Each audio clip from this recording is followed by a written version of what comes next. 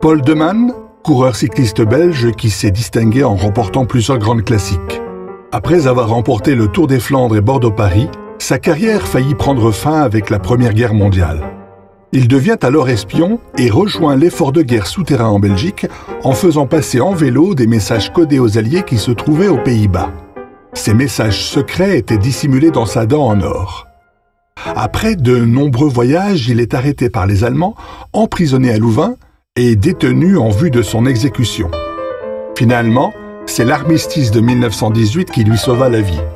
Après la guerre, il courut de nouveau et remporta Paris-Roubaix en 1920 et Paris-Tours en 1923.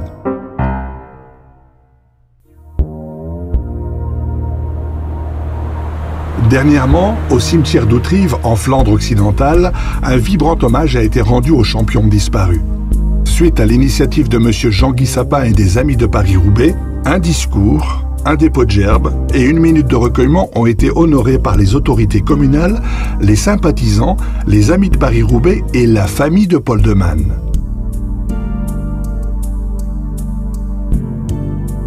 Au cœur du village flamand, c'est M. Alain Bernard qui a officialisé la cérémonie par la remise d'un pavé à la famille de Man. Et j'aimerais d'abord saluer le remarquable travail qu'a réalisé Jean-Guy pour préparer cet hommage et cet après-midi. Jean-Guy porte un peu la mémoire de Paris-Roubaix. Il est toujours soucieux de mettre en avant les grands cyclistes et grands champions qui se sont illustrés sur la classique. Donc j'aimerais qu'on applaudisse très fort Jean-Guy.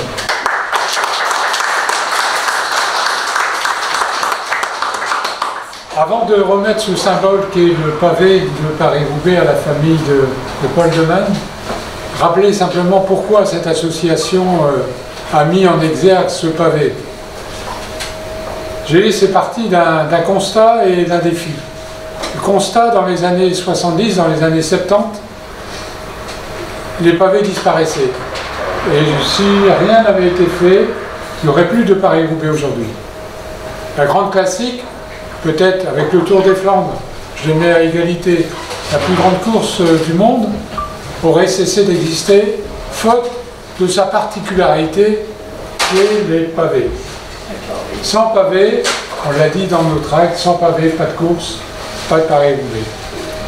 C'est les années 70. Le défi, c'était de dire, sauvons Paris-Roubaix et reconstituons les secteurs pavés et mettons en avant cette particularité unique dans le monde cycliste qu'est Paris-Roubaix et ses terribles pavés. Pour illustrer un peu ce défi et promouvoir le pavé, on a pensé en 77, on a remis un premier pavé, symbole de la course, à Roger de Vlaminck, qui gagnait son premier Paris-Roubaix à l'époque. Et puis, année après année, chaque vainqueur, au début ça paraissait anodin, puis année après année, chaque vainqueur a pris un plaisir particulier à lever ce pavé qui est très lourd. Je viendrai de sous-peser tout à l'heure, quand on a 260 km dans les jambes et qu'il faut lever ce pavé, il faut en garder un peu sous la pédale comme on dit, sinon ça devient difficile. Et l'attachement que les coureurs ont pour ce symbole de la course est à la hauteur de la difficulté et de l'importance de cette course. Eddy Merckx me disait qu'il a émis son pavé, on lui a donné le plus gros des pavés qu'on avait. Il l'a mis dans une vitrine où il y a tous ses trophées et dans une place privilégiée. Aujourd'hui, depuis quelques années, on a remis des pavés à des coureurs qui avaient gagné Paris-Roubaix, c'est la condition essentielle, qui avaient gagné Paris-Roubaix mais qui malheureusement avaient disparu. On a fait un peu un retour arrière, un flashback comme on dit, et on a offert des pavés à soit des anciens coureurs encore vivants, je pense à Jean Forestier qui est notre doyen, n'est-ce pas mon cher Jean? Jean Forestier a reçu son pavé. On a remis des pavés alors Jean-Guy t'en était à l'initiative, à Marc de Meyer, à sa famille, à Quint, Marcel Quint. Marc Quint également, À Rebry. Rebry, à Scarin, De Rey. et Verneuil récemment, Et Verneuil. Germain de Rey que Yvonne n'a pas. Voilà, et Germain, bien entendu. Donc, vous voyez l'importance qu'on donne à ce trophée, et c'est avec un plaisir particulier, pour ne pas être trop long, que je vais remettre ce pavé à la famille de Paul de Man. Alors, c'est vous qui prenez, madame? Non. Ah, simplement dire que Paul de Man, j'ai découvert récemment, j'avoue, sa chronographie. C'est non seulement un champion, mais c'est également un grand homme. Et il mérite à double titre ce pavé, cette reconnaissance. En tout cas, magnifique vainqueur de 4 grands classiques. On dirait des monuments actuellement au bord de Paris qui n'existent plus. Paris-Tours, Tour des Flandres, Tour de Paris-Roubaix. Voilà, et c'est également un héros de la Grande Guerre. Et un homme qui avait la discrétion, qui était truffé de qualités humaines. Et c'est pour ça que ça a plaisir de remettre ce pavé.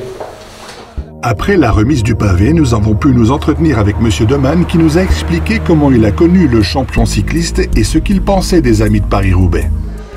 J'ai connu Paul de Man à cause de ma mère qui est née à Autrive et mon père qui était beaucoup chez Paul de Man, pratiquement, il habitait pratiquement là, à ce temps-là. Alors ils se sont connus comme ça. Et après, nous, on devait venir entraîner tous les ans. Quand mon père il s'est marié avec ma mère, il s'est venu habiter Requem. Et donc, on devait venir entraîner. Alors, nouvel an, ma mère devait être d'Autrive. On venait à Autrive et on allait chez Paul.